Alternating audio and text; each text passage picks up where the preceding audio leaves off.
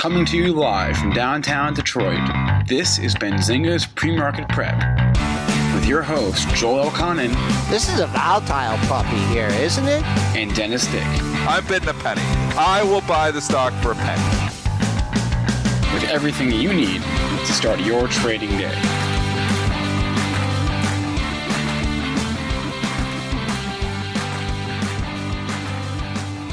Good morning, everybody. Welcome to this Monday edition of Benzinga's Pre-Market Prep. Spencer Israel here with Joel Elconin and Dennis Dick on today's show. Boeing, another headline weighing on the market here this morning. We'll talk about that. PCG had some news. The governor has rejected their bankruptcy proposal, so we'll talk about that. A number of interesting ratings today. Goldman Sachs getting upgraded. Pepsi, TradeWeb. There's a few more on my list here that I saw, so we'll get through Micron at Susquehanna, so we'll get through those as well. Our guest today, Frank Holmes. He's the CEO and CIO of U.S. Global Investors. He will join us at 8:35. In the meantime, Joel, what is the word here in the overnight session? Up and away. S&P futures trading at the highs of the session, 31.90, up 14.75. That is your high. Higher open for those of you that were trying to buy the close is 75.25. Forget it. Pre-market low 31.77. Target, I mean, why don't we just put 3,200 here on the table? That's only 10 handles away and fits within the average daily range. Crude over $60, down 3 cents though at 60.04. High is 60.20, low at 59.71. Gold in the green by 60 cents at $14.81.80. Silver trying to retake $17, up 8.3 cents at $17,095. Bitcoin leading on 7,000 here in the futures going into the end of the year, down $155 at 7,110. Triple D, I'm looking at the percentage up in the S&P, and it looks like everything's pretty much agreeing. I see 0.5% in the S&P, and I see 0.3%, a little bit more than that as far as percentage gainers. How you doing this morning? The bull run just continues. The bull run continues. So, I mean, it's going to continue here like this. I've got my daughter here with me. I'm trying to actually parent and do a radio show right now because my wife had to take the kid to the bus stop. Bus stop time is just a horrible time. It's like right at 8 o'clock. So we sometimes have a few minutes overlap. That's why I don't have my video on because she's literally on my lap right now as I'm talking. So Wi-Fi here coming in here in a second. That's okay. So we're in a fast market here always in this household in the morning. So anyways, I'm going to get rid of Natalie here in 1 second. I'm going to be able to talk stocks with you. So you guys are going to talk for a second. Spencer's trying dramatically to start the video because he wants to see Natalie, I think. But I'm trying to not show my daughter here. We want to see Natalie. We don't necessarily need to see. No, she's good. So she says goodbye. It's all good. There's no video on. So. All right. Well, okay. In the meantime, all right. My wife just took the baby. She's going to close the door, so I'm good to go. All right. So 8 o'clock bus time, worst time.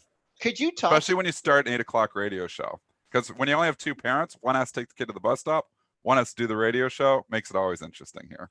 Well, can you talk to the school system and maybe? It was 8:30 last year. 8:35. They raised it up 35 minutes.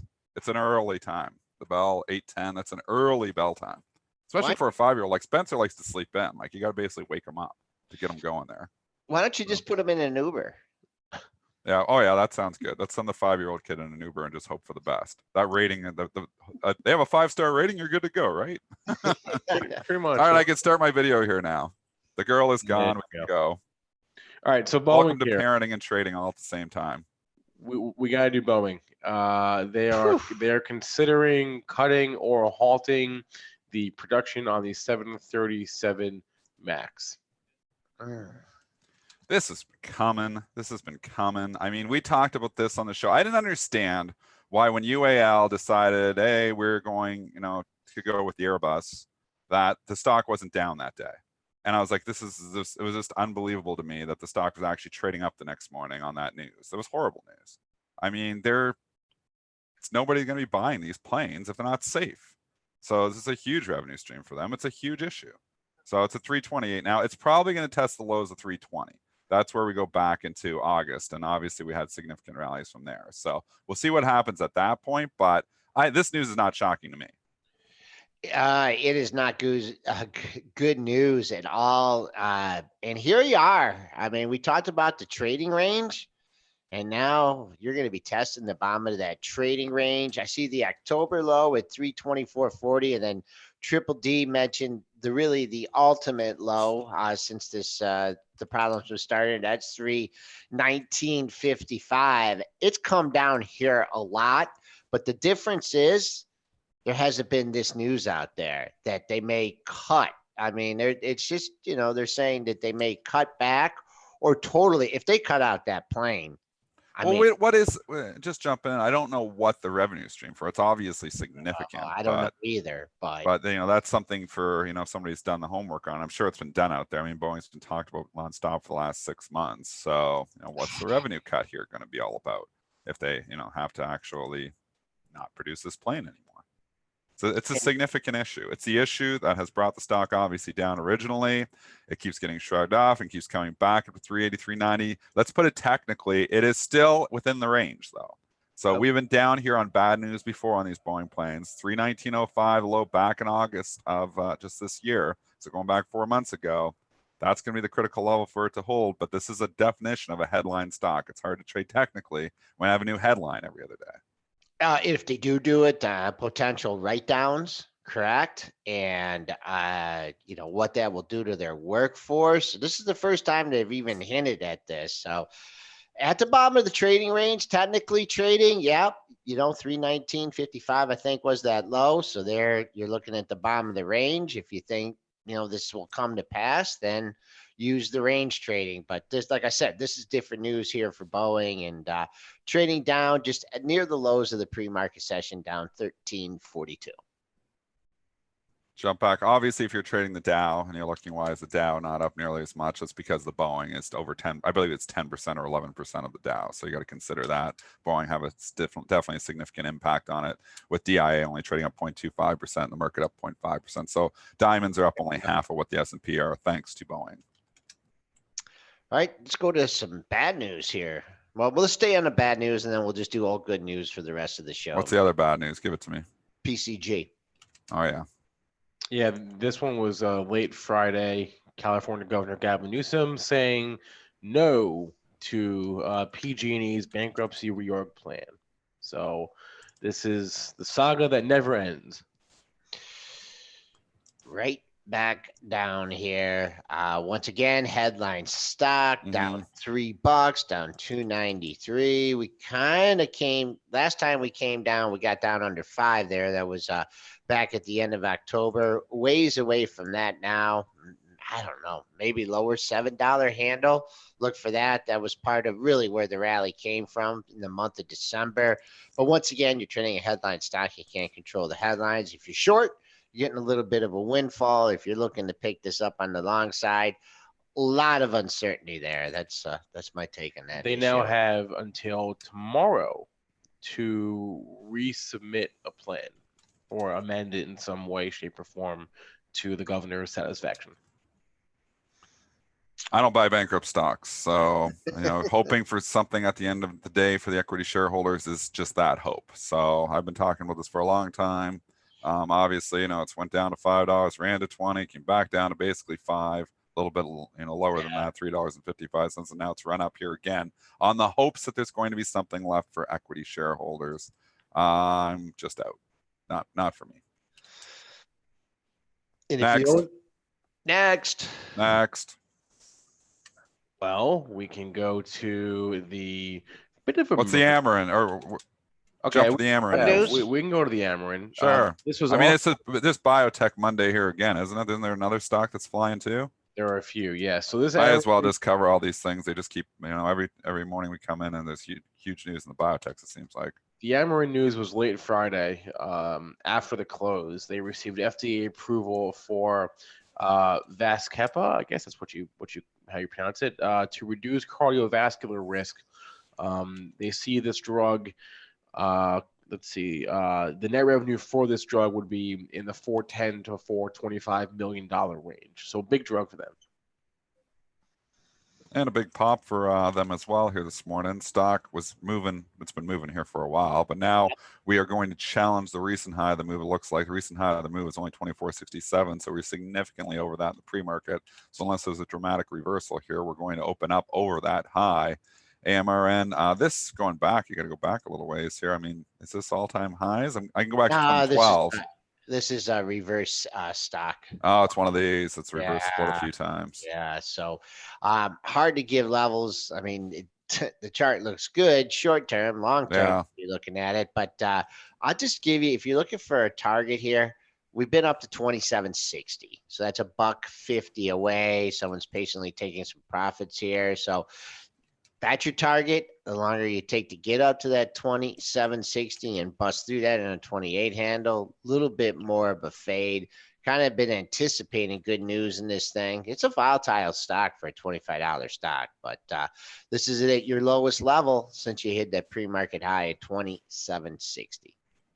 I guess I'll just keep going. Keep going, Biotech. News. Axum Therapeutics, AXSM, is atop of my gainer leaderboard this morning. They achieved the primary endpoint in the Gemini phase 3 trial for a major depressive disorder and blast off.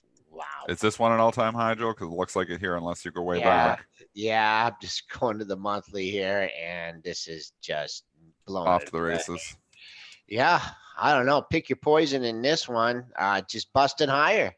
At the highs of the pre-market session, so up 38.69, 82%. I don't know if you have a target at 86, take your target 86. Besides that, I don't know what to tell you about this one. I couldn't have any idea where to buy it on a gap up here. It's a big move here, obviously, and these things are wild. So once they've had the positive news, I'm always hands off. I mean, sometimes I find some sympathy plays, sometimes I play them that way, but for the most part, I usually am not trading the leader on these big ones. And why is that? Because how do I control the risk? I mean, you come in here buy at 85, it'd be at 675 on you. These things move. If you come in short at 85, it'd be at 95. It's very hard to control the risk and stuff like this. This is where newer traders, I still believe, struggle a lot because they want to go to what is moving. They want to go to where they make the most money the fastest. That's what everybody wants to do, is get rich fast, right? I'm telling you, these stuff is the hardest stuff to trade. Yeah, I mean, hardest stuff to trade. Yeah, if you're looking for a target, just see, keep an eye on that pre-market high. You have you have a lot of stock trading here, so people are for real on this move. Current high is 85.49. I don't know what the short interest is in this one, but if you are short, I don't know. It doesn't look like there's many offers to cover on this one. Next, more biotechs. More biotech. Yeah, there's one more. This is not good news, and it's actually not a direct headline that's impacting the stock.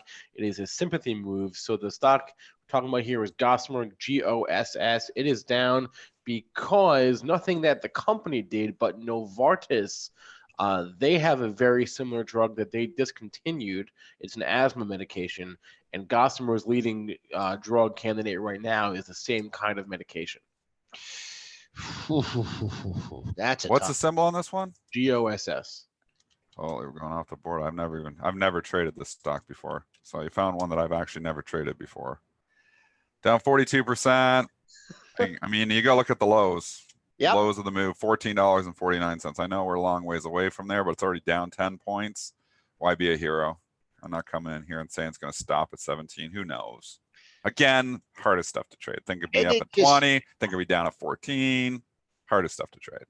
And also, unless you're doing your homework on this and the drug and the effects and that's it too. Everything. I mean, I don't know. I mean, it's not direct. I mean, this is, I guess the street is interpreting this as being directly related to the company. I have no idea. I don't know if I was short this and I saw that much lower print here at 1397, I'd be keeping a real close eye on that. And if it did go into any kind of retreat, I mean, this is, once again, not a lot of people play the short side, but there is some short interest in it. this is news from heaven if you are in this short. Looks like you do have some buying coming in. All-time low was just made last month at 14.49. So I keep an eye on that. But you're already $3 above it. So you got some bids coming in here on that way lower print. One more. We'll do one more. Okay. So we'll move on. Wave Life Sciences, WVE. They're discontinuing development on a drug for Duchenne and muscular dystrophy. Down $21. So these things, it's all depends when you got these one, one or two trick ponies here. One drug makes all the difference. So, you have one doubling and one going down 50%. I mean, it's difficult. That's why you never put all your eggs in one basket, especially if you're in biotech stocks, because you can lose it all overnight or you can make a killing overnight. It all depends on how these trials go. Kramer often gives advice, diversified, buying a dozen of these smaller biotech stocks and staying diversified within it. I would agree with that. I mean, I think if you're sitting there and you're just, putting all your eggs in one basket, it's a good way to blow out your account in some of these things. But, there's still speculation and there's still, fun to play. And if you stay diversified across a whole bunch of them, one stock isn't going to kill you. So WVE, hopefully for the longs, hopefully they're diversified and they've got some other stocks. So this thing's down 58% today. Yeah, I thought this would be a tough hold with Sarepta getting all that approval. I guess if they do one drug for Duchenne muscular dystrophy, they can always do another one. But tough hold, trading down. Let's see if it can recover. WV, man, these biotechs. They move. Yep. There's so many in the news lately. Like we, get into these lulls where you don't hear much from the biotechs. It's not as of late. They're like lighting up the news every single day here, the biotechs. Mergers too. Mergers, drug It's news. been so much biotech news. I mean, especially in the gene therapy stuff. The gene therapy arena is just hot. And even that Crystal Biotech we talked about there. I sold that thing back as $45, $65 now. It's just been a mistake to sell these things, but man, some of these things are just run and run and run. It's KRYS, right? Yeah. Yeah. Nice smooth chart there. I mean, it's all going to depend on the trials too. So when you get to a certain point, but that one's a really cheap one. That one could still go. It's actually sitting here and it looks like it's getting ready to go again. So, we even talked, when we talked Shopify the other day, and I was saying it's 2 days ago, I was like, this thing's flagging. This thing, if you've got, this was when it was 372. I was like, you can pick this up in the 367, 368 area, stop yourself out at 360 at the low. It's a pretty good setup. That setup would have worked well on Friday because we finally blasted off 392. We're trading up another 3 points here this morning. So, 400's on the radar on this thing. So the hot get hotter. I mean, this is the way this market has worked for a long time. Once they start going, they seem to go for a while. Yep, they get in the news and then the algos. And they trade higher on heavy volume. That picks up more machines, and then more machines come in and buy, and you get kind of. I don't think, and people in the media really focuses and says, "Oh, the machines are buying, the machines are ripping." And the machines rip them on headlines. The machines make markets, but you know what? It's a speculation too. It's not all machines. There's a lot of people out there that are just speculating as well. Yeah, a lot of the daily volume is machines, but a lot of this is back and forth volume. But really, you have institutions speculating too. There's biotech funds, there's different, really what moves stocks. And, people really believe it's all the algos. And, it's institutional algos is really what moves stocks. It's not the high frequency algos. The high frequency algos are out there just taking advantage of inefficiencies for the most part. They're not speculating that, the stock's going to have a good trial. We're going to buy, and they're not doing that stuff. They're out there making markets. They are providing liquidity to a certain extent, and they're taking advantage of market inefficiencies where, an institutional algorithm comes in and they want to buy the stock. It could take 3, 4, 5 days. That's what really drives price is the institutions. Retail will drive price to a certain extent if it's a storied stock. On some of the bigger ones, not as much because, if you look retail, it's still only, I think, 15% of overall market volume. It's still institutions that move price. So don't fool yourself and say everything is algorithmic driven. Sure, it's algorithmic driven, but they're not all by high frequency traders. They're flat. A lot of institutional algorithms out there. Yeah, a lot of them are flat, and then come into the day, and then take the news. What I was talking more about is when you get, and then maybe it's not high frequency. I'd say more systematic trading, where a stock goes up on big volume, and like, okay, this is on the radar now for the next day. But you're right. And then also, sniffing out the big buyers and the big sellers is what they do intraday. Let's just cover a couple stocks for the chat here. Yep. Mickey D's. Dennis, did I get lucky on this one, or did I get lucky? Yeah, it was close too, and it's coming back now. Yeah, it looks good. It does. It does. It's starting to look like it's gearing up. Although, again, I'm going to say it. I've said this before you give your technical thoughts. Sure. This isn't really, your like high growth, like this is a stock that's going to drive us in the next, big bull market if it's coming. So, like a Shopify, like I could see a Shopify turning around and going $500-$600 in a hurry. I am long Shopify in the long-term account. There's the potential. The growth is just ridiculous over there. This isn't like your stock that's going to be like if we go, S&Ps go up another, 1,000 points from here. This isn't going to be the stock that's going to be $250 leading the way. This is more of a defensive play still. So technically right now it looks like a decent setup. But if you think we're full on raging bull here, this isn't the stock that's going to outperform. It's more defensive in nature. Right. And I'm just looking at a couple things I would look on for your Mickey D traders. One is can't ignore those highs at 198. There's one at 197.97 and one at 198. Can you see it's only up 48 cents from there, Dennis. Can you see anything in the book at 198? Probably nothing huge. I don't have my book. Okay, don't worry about it. 190. It's always a good idea though, as you come into new levels, and if they've been visited before, and like a roadblock, like two highs. I know you're looking at those two highs back there. It's always a good idea to look at the book, because a lot of times there's order flow reasons behind those technicals, and there might just be a big seller perch. Joel could be right. Spencer, could you tell people could someone please let me know where the show is on and how I can what is the status on this? Like, just to give an update to the people, because we know the Benzinga site has been down for a while. We blamed YouTube for it, which I don't understand, but what is the status? So I'll explain to you one. So yeah, on the premarket.benzinga.com website, the site is still up, it's still functional, the chat is still there. The video on that site is not working. The way it functions is we embed a video from YouTube onto that site. That has always worked.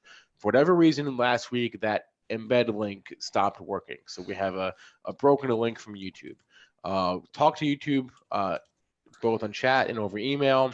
They were not helpful in the slightest bit. So the bad news is, don't have a. So the embed link is just not working on our YouTube channel. Right. So no, not on the YouTube channel, on the premarket.benzinga.com website. So the bad news is the video on the premarket site is down. The good news is we are always available on Benzinga's YouTube channel, youtube.com/BenzingaTV. That is working fine. Benzinga's YouTube channel is all good. It's just the video on the premarket.benzinga.com website is not working. But the video itself, we're on YouTube, and we're always going to be there, so we're good. So we're working on a fix for the pre-market site, but in the meantime, you can find us youtube.com/BenzingaTV. Spencer gets mad at me, but I think YouTube's up to something. I'm telling you they're not. Skype, but it's working. I don't understand that too. And Joel, it's ridiculously conspiracy theory, but I'm telling you they're nonsense. not. Sorry, Joel. Premarket.benzinga.com's embed doesn't work, but we have a site, me and Joel, where we have premarketprep.com. It's a separate link. It's a separate embed because link. Our embed works over there. It's a separate link. Well, I don't understand why you can embed it on one site and you can't embed it on the other site. So anyways, this is stuff to talk behind the scenes, but I'm throwing a hole in all these theories here. So I'll tell you, it can't be that hard. No, I'll tell you what to say. So what you're doing on your guys' site, you're embedding videos. We are embedding in the channel. It's a different. Okay. It's a different link. Makes sense. So yeah. So can we temporarily embed the video here so people don't think that we just shut down operations? I think we're losing business. I think people are thinking we're shut down operations here. We're alive and well. It's not us. Right. Well, we have to change it up every day, which would be a challenge. But yeah, we're working on a fix for the pre-market site. Okay. So in the meantime, still as always, nothing we can do. Alex Joseph said if you go to the pre-market site and you click pop out video, it works. Yeah, that can work. It was being a little fishy for me last week, but it's good to know that works. That was hot and cold for me last week, that button. But yeah, there is a button on that site. It's a little pop out video. It's on the top right corner of where the video should be. pop it out, and that'll get you to the video itself. So great. If you want to go with Joe's conspiracy theory, maybe it's because of that hot potato song. I was thinking the same thing. Jesus, I'll throw it on. I'll throw Joel a bone there. You did, Dennis. Come on. We played hot potato, and now they're mad at us. I need a voice it. of reason here. Spencer gave me like a stern, I gave. Oh, I didn't even give you a stern. I just yell at you flat out on the show that it wasn't the case. But I'll give you a bone. Spencer can get stern. I yell at Joel all the time. Yeah, you can yell. All right, let's go. Joel used to yell at me all the time when I was a young buck. I used to always take the heat from him. There are a lot back in the Bright Trading days, in the Bright Trading Detroit office. I was always in trouble with Joel. He put me in the corner once. You just like actually put me in the corner for my whole trading career. To work on time, Dennis. You put me in the corner for my whole trading career. I just realized that I traded in the corner. You did. No wonder Joel had me in the corner because I was the young buck that was always in trouble. I didn't even realize that. I was being punished.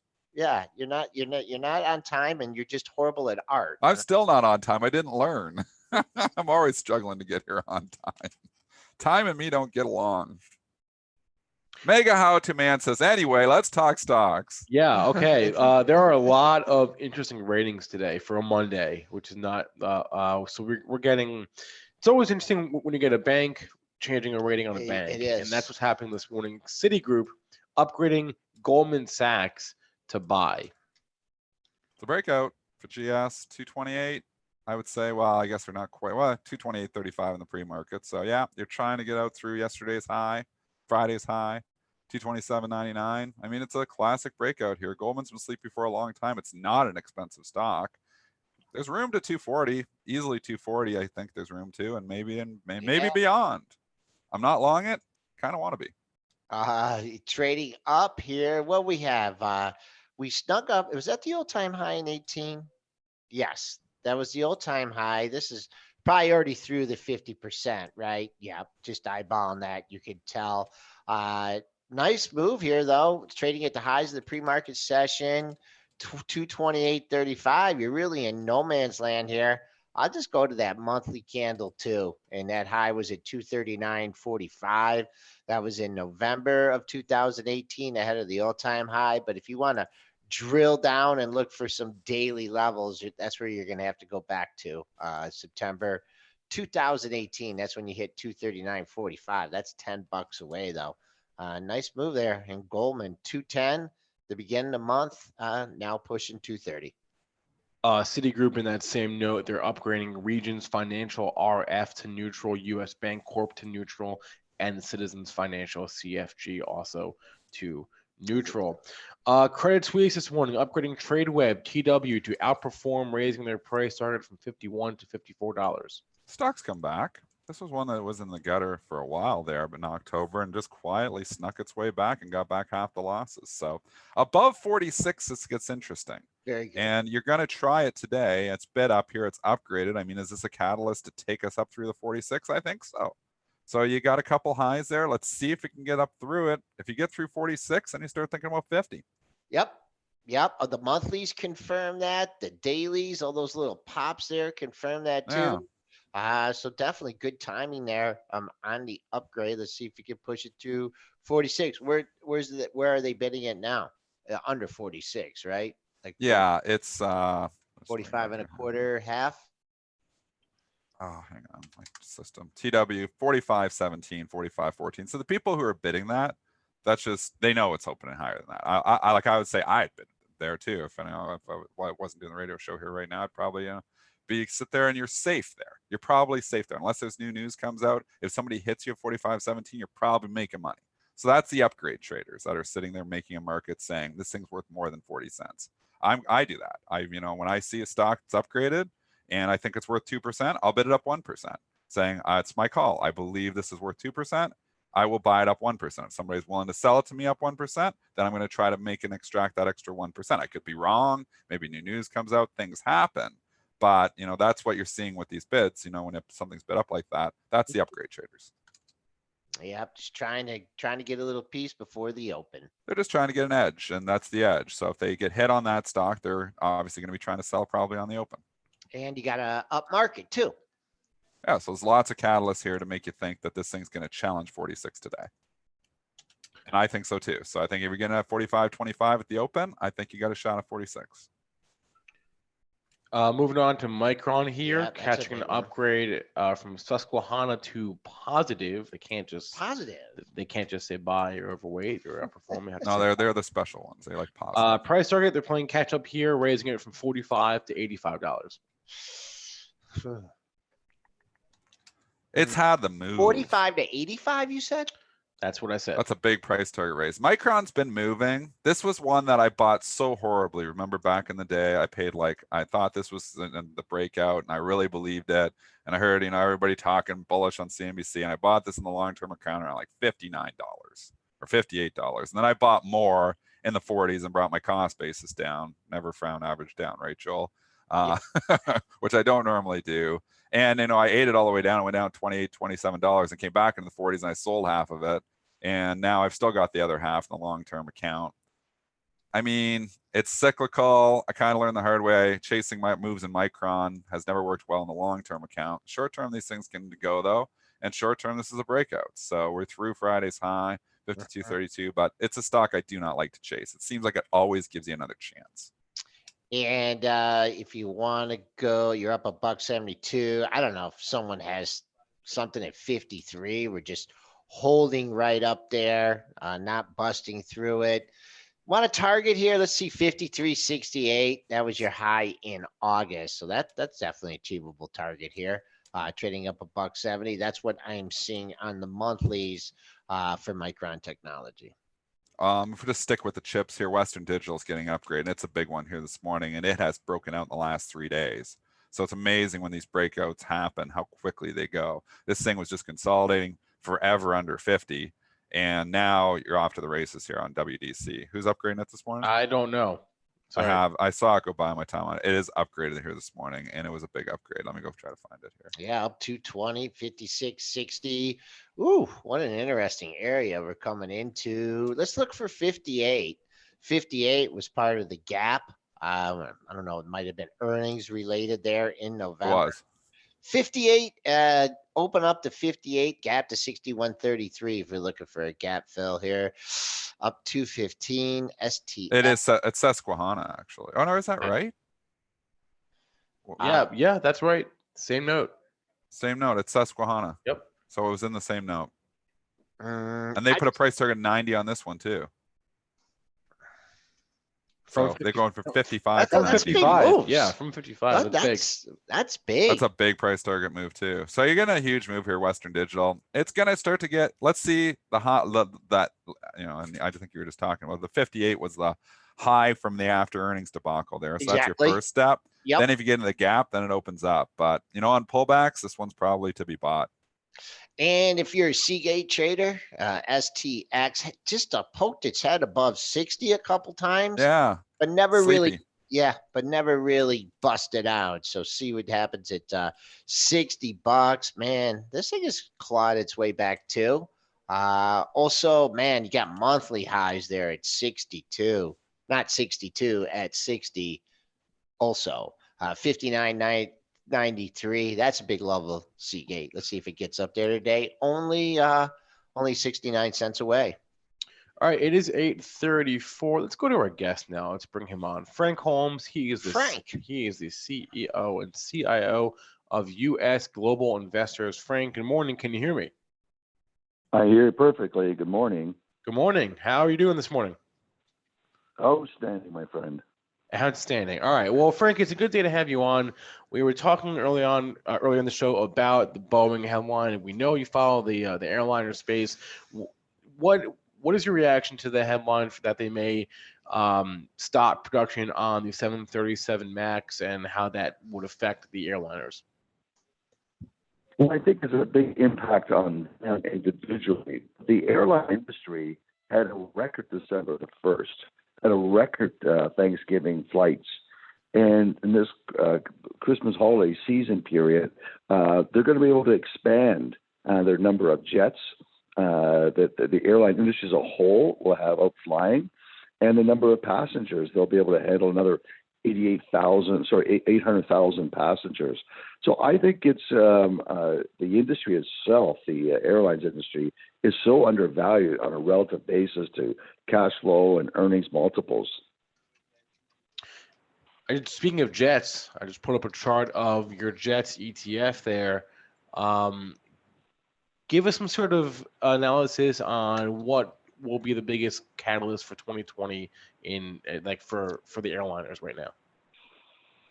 Well, as I mentioned before, they're just making so much money on these sort of aggravating fees, additional fees, that the price of fuel is not as significant to the industry, even though the jets go up and down in price with the price of oil inversely. The oil's up, the jets are down.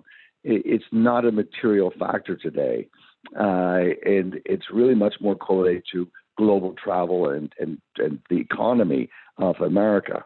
And I just think that it's a great reflection how well the industry is doing and how many people are flying. As I said, it's a record number of people who flew at Thanksgiving, and December the 1st was a spectacular number of people processed by TSA going through all the airports. And it bodes well, very well, into the new year. We're on the line with Frank Holmes, CEO and Chief Investment Officer of U.S. Global Investors. Frank, let's just go back to the crude. I mean, in the past, that has been more of a little bit of a factor. There's one of the big expenses for airlines is crude.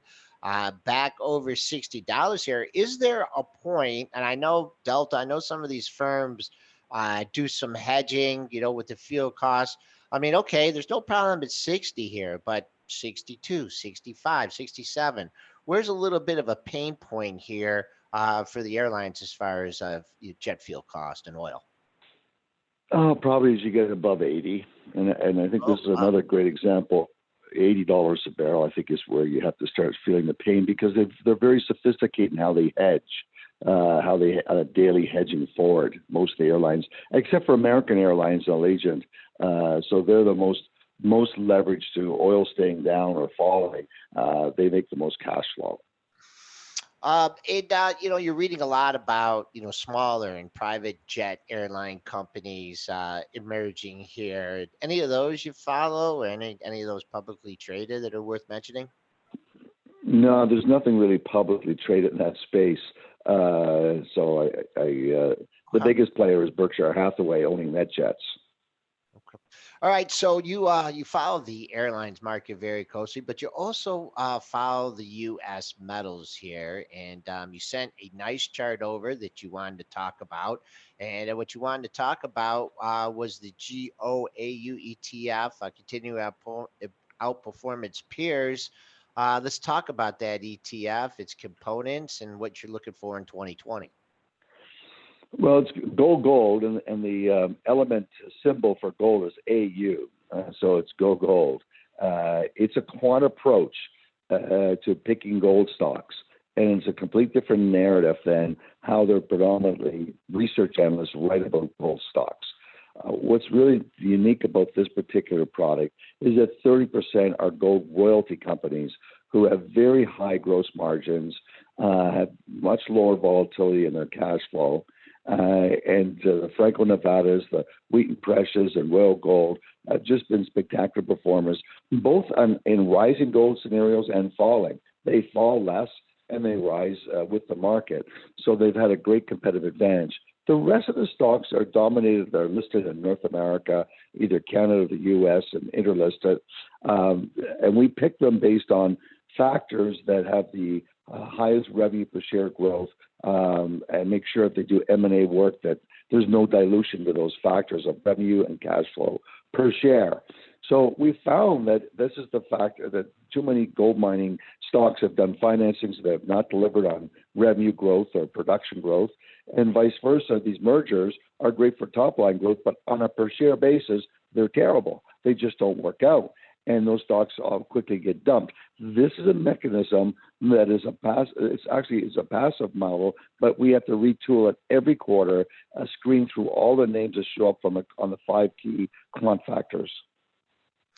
Can you tell us some of those components, or the factors that go into that, or would is that all? Yeah, cash flow return on invested capital on a per share basis, revenue per share for the last quarter is above 4 quarters, cash flow last quarter is above 4 quarters, profit margins, things like that are the factors that go into it. They're not equally weighted because we backtested. We spent 8,000 hours backtesting before we launched this product, and it's far outperformed in a GDXJ or any of its peers since we launched it 2 years ago. And I believe it will continue to do so because it's dynamic and recalibrates every quarter. It's very structured, very disciplined. Dynamic. Very dynamic. What about the gold, the bullion itself? I had that move up to 1650, back down to 1450, long consolidation here. Trying to get back into that 1500 handle. Give us your prospects for gold and silver in 2020. Well, I remain, very bullish, but I tell all your listeners that I like the Ray Dalio approach, a 6 to 10% weighting in gold and rebalance every quarter. It's just prudent when you're running a diversified portfolio. And Bridgewater is the largest hedge fund in the world, and they do have exposure to gold. So I think for investors, that they should consider having 5 to 10% weighting, and so that's the real big factor. I think that still the EU is using monetary policies to try to stimulate the economy, and that's QE 1, 2, and 3. And when we had record number of negative real interest rates in August, that was a surge to gold to 1640. It's corrected a bit here. It's consolidating. I think the gold trades much higher, and there's many factors for that. First of all, 60% of all gold demand is for love. It's called the Great Love Trade, and it's correlated to the rising GDP per capita of China and India, affectionately known as Chindia. 30 years ago, those two countries had very low GDP per capita. Today, it's been on a steady climb for 30 years, like a 40-degree angle, and very positive and constructive. So today, they've gone from they're 50% of all gold demand, and they give it for gift giving, 24-karat gold jewelry. So I think that's a really significant factor, and it's very much related to jets because the tourism globally, the Chinese are spending much more money. They dominate from the New York Stock Exchange. I would say 50% of all the tour guides up there are from Chinese groups. And when I was in Austria, in Salzburg, 50% of the tours were going to see Mozart. It was Chinese. So they're dominating global travel and global spending this way. They all want to see the world. They want to see America. So I remain very bullish on both those categories, the airline industry, along with having gold in your portfolio. All right, let's move on here. Is there any other sectors that are on your radar here at the end of 2019? Maybe something that is a little victim of some tax selling, maybe looking for a rebound in early 2020? Clearly, micro-cap stocks have had a real challenging time because of all the regulations and rules that have come out that impacted mutual funds, such as liquidity issues, et cetera. And all it's done is exasperated that market. So there's many high-quality micro-cap stocks out there with growth and growing and launching new businesses. So I think that's one sector, if you're looking at, that's very attractive. Use stock screens to pick those stocks in that portfolio. The other theme that I really love is luxury goods. Luxury goods, we saw the largest LVMH make the largest acquisition of buying Tiffany's. I continue to take a look at companies like Tesla. Have had spectacular numbers. Luxury car, along with Ferrari. It's another company that recently went public a couple of years back, and it's far outperformed Ford or GM. And I love that movie, Ford versus GM. Sorry, Ferrari. Ford versus Ferrari. With Shelby as a classic Texan taking on the Italians. But it's in the movies today. It's a fantastic movie. But I think that luxury goods are going to continue to be very high gross margins and are much more resilient to economic slowdowns.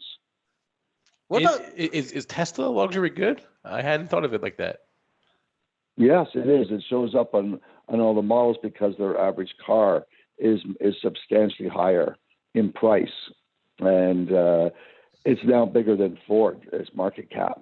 and it climbs that proverbial wall of worry and doubt and lots of negative news. But another thing is we looked at LVMH. It's bigger than Mercedes. And its market cap. Go ahead. I'm just going to ask you before I let you go, and I know you don't follow these. What do you think of the legacy automotive stocks? Ford and GM have gone absolutely nowhere here. Can you see any hope for shareholders of those issues? Well, I think the big part of that concern is a cyclical is one for those old manufacturing units, and the PMIs in America have been slow now for 4 months in a row. That's hurting the trucking business, and it's also in the car business is showing up because it's a manufacturing. I think we have to get this trade war settled with that, and we have to maintain lower interest rates. Have that big turnaround in the cars. That was because they need to be funded. The ability to buy cars, rising interest rates last year really hurt car sales, and I think the rates have come down a bit. Now they're flat. Is probably going to help me an uptick going into next year. But PMIs, Purchasing Manufacturers Index, or as they call it, ISM in America, is a leading indicator. It's 6 months out, and it's highly correlated to commodity demand for manufacturing these units. So I think that once that turns up, that will be very positive for the car industry. All right, Frank Holmes is the CEO and CIO of U.S. Global Investors. Frank, thanks so much for the time, and have a good rest of the year. Happy holidays and happy investing in 2020. All right, you as well. 8:47 here, Joel. What's doing? Just creeping higher. Pre-market high right there, 91.75 up 15.75. Nothing. Maybe look for 3,200 today. That would fit within the 9-day average trading range. Just wanted to look at two other stocks we were asked about that we didn't cover. One was Home Depot, and did make a new low last week, but boy, you found a buyer here under 211. 3 days in a row, 1061, 1073, 1067. If you're looking for, an area to lean on, once again, I think Des may come on and say, hey, is this going to be a stock that if the market's going to go up, have another big move? Is he's one of the stocks that's going to be leading? I don't know, but looks interesting here. Found some good support and now trying to bust over 214. That was the highs from the last two sessions. Triple D, What's the other stock? Starbucks. We were talking about that, getting ready to go. Yeah, it looked like it was breaking out back when it was 85, and it has. I mean, 90 is the next stop, I would think. What it does at 90, obviously, is going to be impactful there. So you can we thought it might push it through 89 on Friday. I think it got an upgrade, but it couldn't quite get through 89. Getting a running start at it today, though. So we'll see, but not much after that. Pair of highs in the same area there for Starbucks. Imbalances are big. Some of them are big, and they're both directions, which is interesting. You come in a day like this, you think everything's going to have a big buy imbalance. Not the case. There's some big buy imbalances. Disney, 51,000 to buy, stands out on the buy side. But on the sell side, there's some big names here. Really? Salesforce.com, 51,000 to sell in CRM. So that's, interesting. It's only trading up 0.35% probably because these imbalance traders are saying, we got a seller at the open here. Bristol Myers is trading down substantially. I'm not sure if there's a headline there. I didn't notice one, but I might have missed it. 325,000 to sell in BMY. That's huge. So was there a headline for BMY? Just check quick. I'll check the pro. Not that I saw this morning. Yeah, I don't see. There was a headline from Friday night on Excel. No, not really. So anyways, that looks like it's imbalance driven. So 325,000 shares to sell. It's trading down 50 cents here in the pre-market. Just looking, HPQ 97,000 to sell. Johnson Johnson 41,000 to sell. IBM 30,000 to sell. Snap 67,000 to sell. A lot of these stocks are trading higher, which is obviously expected with the overall market. So a lot of people expecting that there's going to be big buyers that come in and offset these, and these are just going to pair off. That's going to be a non-event. But sometimes the opening balances don't pair off. Exxon 52,000 to sell. Yep. Chevron 22,000 to sell. There is a few, like I said, they're not all sells. I'm cherry picking and looking at the sells. There's a few buys here too. DuPont, which is in the news, DD, we can get to in a second. It's got 29,000 to buy. But just when I'm looking here, this isn't the kind of imbalances I notice when we're trading up 2 points on, or 20 handles here. It doesn't look like the stocks, at least so far, are going to participate, as much, at least in the pre-market. Obviously, it's going to, the ARB will come in at 9:30 in either direction, but I don't see this huge run into stocks here right now. You want to see an interesting chart? Take a look at Roku. It's been weak. Yeah. It's broke. The stock and the story is still there, but again, this is, showing, its valuation's ridiculous. It's showing some weakness here now. Last 3 days started to break down here. Didn't make a new high on the recent move either, which is always concerning to a technician. When you see it all come all the way back from 100 up to 168, it did not make a new high on the move. Now you're starting to show the weakness. Again, I'm going to say with Roku, I believe in the long run, this thing's back, under $100. And I'm not a fan of it long term because I think, yes, they're in the TVs. Yes, but there's a lot of smart TVs that are coming out that don't need the Roku technology. I still believe it's a temporary fix for a lot of people. Like for me, I went out and bought a Roku stick because my one TV isn't a smart TV. My other TV is smart. I didn't need a Roku stick. Now, so they've obviously got to focus going forward and making sure that they're in all the smart TVs because 5 years from now, nobody's going to need a Roku stick. They're all going to be smart TVs. So that's a consideration. Is I just worry about Roku being a temporary solution to a problem that's out there.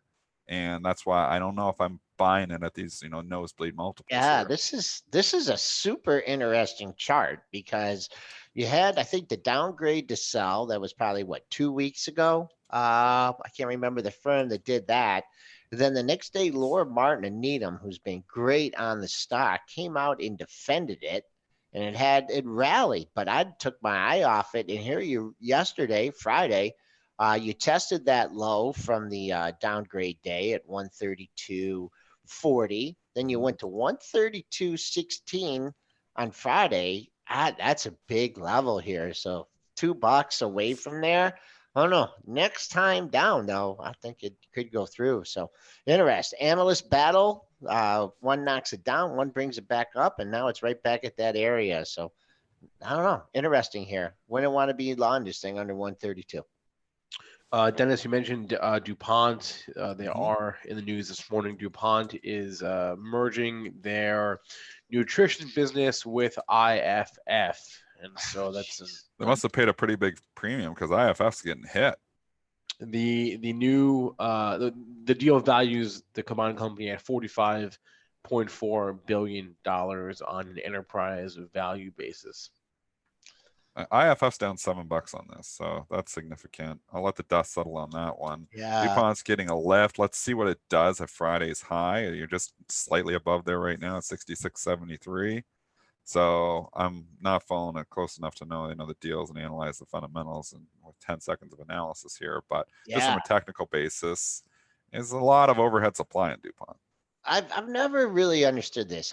You know what it is, right? The IFF, those little flavoring things you get for cooking, all the little bottles that last like is that what it is? years. Yeah, I think so. I think you're right. right. Like the vanilla and all that stuff that just sits in your cupboard, and then you got to check the expiration date. I just didn't think people bought that stuff that much. That stock's been unbelievable, really. If you're looking, obviously, just from 2013, it's been from $50, but we've put in hard tops around 140. Now you're coming off. Tough to just say this is the bottom, down 7. I've, like I said, I seem to, I lose a lot of money trying to call bottoms on stocks. So that's why I try not to do it anymore when they're going straight down. 854, Spencer. Did we have we covered all the ratings? Was there anything? We have not covered them all. There's a few more I want to get to. Pepsi catching a downgrade this morning from Morgan Stanley to equal weight. Haven't talked to Pepsi for a while. Sleepy stock, 136. You find buyers, which is another point below here. So you're kind of in the middle of it. Yep. I don't think this is one's going to turn around and lose 2-3 points because it got downgraded here. It's a stock that's beta's really low, doesn't move that much. I mean, there's probably buyers on pullbacks here somewhere. If you want to keep an eye on this one longer term, I'd see what happens. You break down below 136, a little room to the downside, not a lot, and then 138 because you have traded within that range for 1, 2, 3, 4, 5, 6 sessions in a row. So see if you can either take out the resistance above 138 or the support at 136, but just comfortably near all-time highs here. All-time high in the issue 140.45. So not a big mover here. I mean, I guess it's down opposite of the market, down 76 cents. But once again, looking at that 136 support. And then one more back to the upgrades. Elf Beauty catching an upgrade from Morgan Stanley to overweight. They are giving it a $20 price target. The stock that's come back a long ways from the lows. I mean, this stock was ugly 2017, 2018, and 2019. It could do nothing but go straight down. When we went from $30 down to how low did we go? We went really low there for a while. Looks like I'm just grabbing it. $7. Yeah. 670.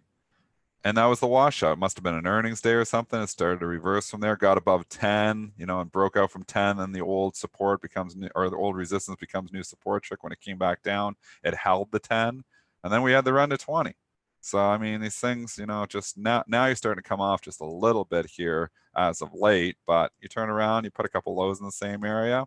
Maybe you do think about like a 50% retracement of the recent move. So 18 down to 14.5, probably bring you back into the 1650 area somewhere in there. That's probably where maybe I'd lighten up if I was long, but it's up big this morning. It's up 5% on the upgrade.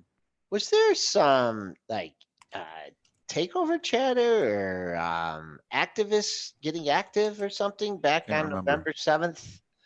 Because you had a 1789 close. You opened up. They had earnings on the 6th. That was earnings. Yeah. Wow.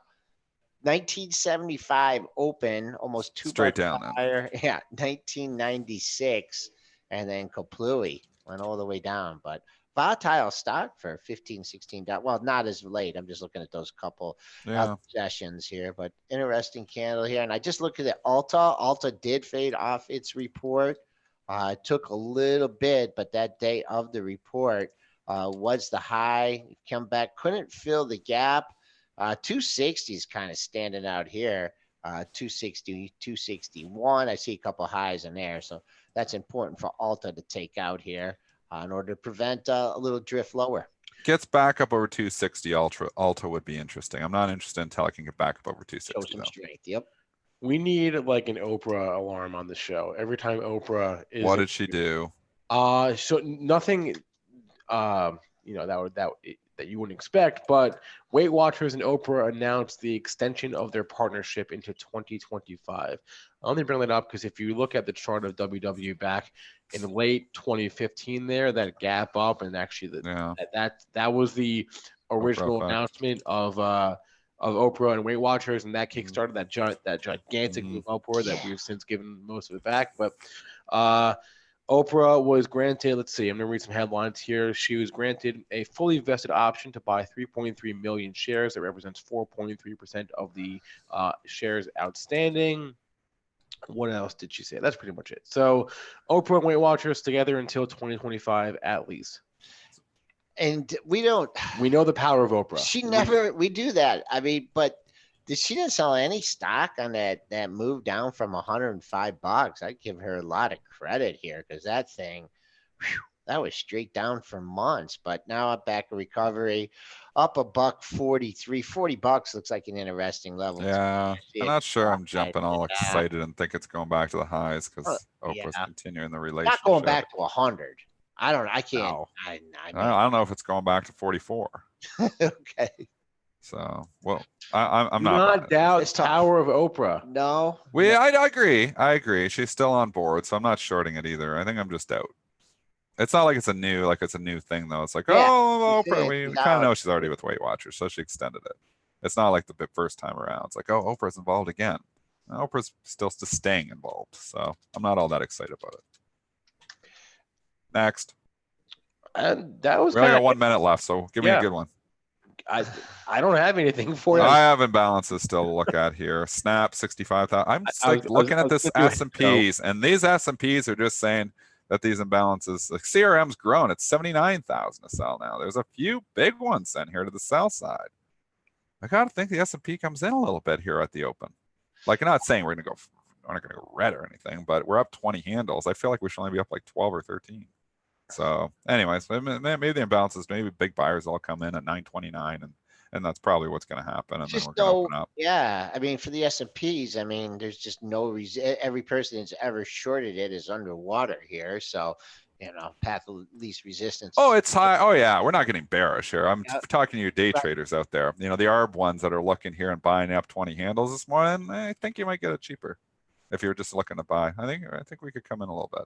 All right, and we did switch over to the March contract. Oh, That's HESH20 at for you futures traders that pay for futures quotes. Yeah, and then what we got quad witch on Friday, right? Because it's going to be. Oh my goodness! Yeah, It snuck in on us. It's we a get late one too. Yep. Then we get the holiday week, a shortened week, the following next 2 weeks. But that's what we got on the agenda. Lots of fun in store. What? I said lots of fun in Oh, store. lots of fun in store. I don't know what I heard, but it wasn't that. Oh, I hope. All right. Lots of fun. That's it for our show today. I want to remind everyone that you can call us now. Leave us a voicemail. Ask a question. We'll play it on the air. The number is 734-494-0246. So 734-494-0246. Call us up. Leave us a voicemail. If we like it, play it on the air and talk about your question. Missed any part of our show, catch it as always on our podcast, or we watch our show on YouTube, wherever podcasts are available, or as I mentioned, youtube.com/BenzingaTV. I want to thank our guest, Frank Holmes. Thanks to all of you in our chats. Please remember, all the information from our shows are meant to be used as informational purposes only, not for investing or trading advice. Everyone, have a great rest of your Monday. We'll be back with you on Tuesday.